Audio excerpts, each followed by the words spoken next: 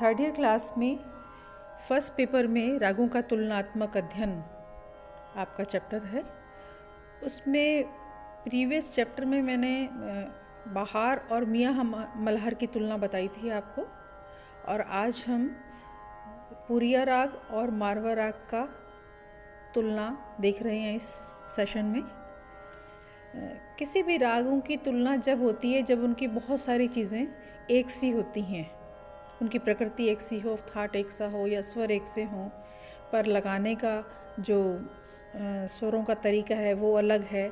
तो यहाँ पर आज मैं पुरिया और मारवा के बारे में आपको बताऊंगी। पुरिया और मारवा राग जो हैं ये दोनों ही मारवा थाट से उत्पन्न हैं। जो इनकी समानताएं हैं वो मैं आपको पहले बता रही हूँ। दोनों ही रागों का जो उत्पत्ति है मारवा थाट से हुआ है और दोनों ही पूर्वांगवादी राग हैं, यानी इनके जो वादी स्वर हैं वो सप्तक के पूर्वंग में हैं। दोनों में ही नीरे ग और मध सा स्वर समूह विशेष हैं, काफ़ी प्रयोग किए जाते हैं। दोनों ही रागों में पंचम स्वर वर्जित है, यानी प जो है वो वर्जित है। इसीलिए दोनों ही रागों की जो जाति है वो षाडव हो गई, क्योंकि 7 स्वर होते हैं और एक स्वर पंचम जब वर्जित हो गया तो षाडव जाति हो गई। 6 स्वर इस राग में लगते हैं। दोनों का जो गायन समय है वो साय का संधि प्रकाश काल है, यानी दोनों समय जब मिलते हैं तब इन रागों का गायन समय है। दोनों ही रागों में रे कोमल और मध्यम तीव्र लिया जाता है। रे कोमल, मध्यम तीव्र। कोमल का निशान आपको पता है, स्वर के नीचे आड़ी लकीर होगी और तीव्र का जो निशान है माँ के ऊपर खड़ी लकीर होगी।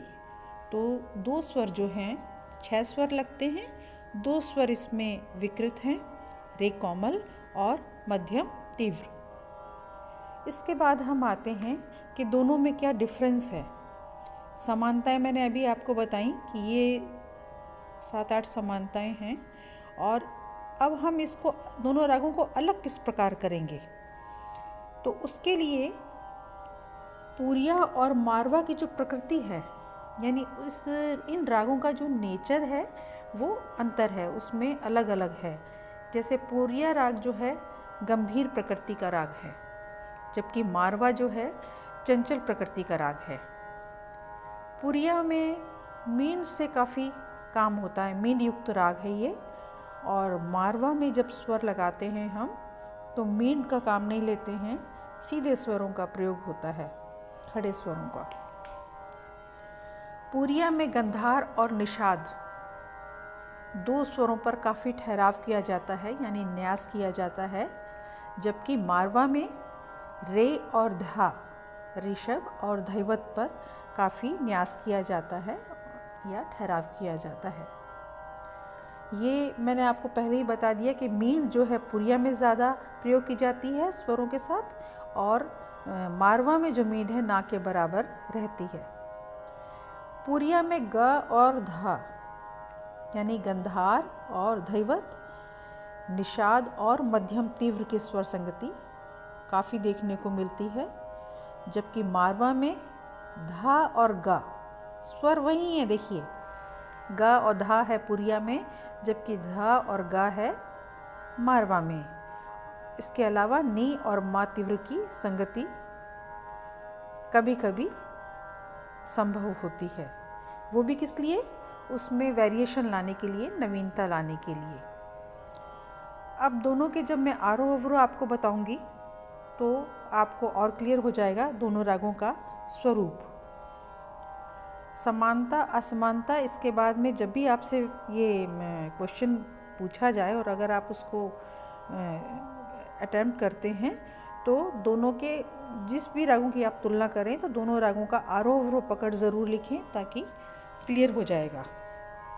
अब हम सबसे पहले पुरिया राग पे आते हैं। पुरिया राग का आरोह अवरोह पकड़, इसके बारे में मैंने आपको बताया ही हुआ है पहले भी कि आरोह नीचे से ऊपर स्वरों का जो जाने का क्रम है और अवरोह ऊपर से नीचे आने का जो क्रम है। पकड़ मतलब राग का ऐसा स्वर समूह जिससे हमें राग पहचान में आ सके। तो अभी हम गा रहे हैं राग पुरिया। ना रे सा, नी के नीचे बिंदी आप देख रहे होंगे, तो ये मंद्र सप्तक का है, और रे के नीचे आड़ी लकीर है तो ये कोमल है। ने रे सा गा मा धा नी रे सा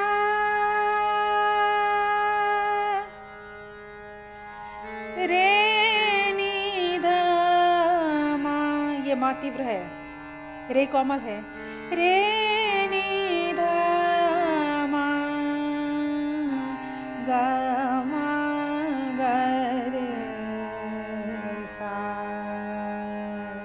इसमें रूप जो है दोनों का स्वरूप ज़्यादा क्लियर नहीं होता है, इसलिए पकड़ होती है ताकि स्वरूप उसका सामने आ जाए। और मेन इसमें स्वर क्या है, गा मा धा गा मा गा, ये चीज़ गा मा धा गा मा गा मा मा गा मा रे गा रे सा। एक तो विशेष स्वर समूह हुआ गा मा धा गा मा गा, और दूसरा है सा न द न रे सा। यानी हम इसको यूँ कह सकते हैं कि मंद्र सप्तक का जो चलन है और मध्य सप्तक का चलन है पुरिया में ज़्यादा होता है। सा ने द ने मा ध रे सा ने द ने मा ने द रे सा ने रे गा रे सा।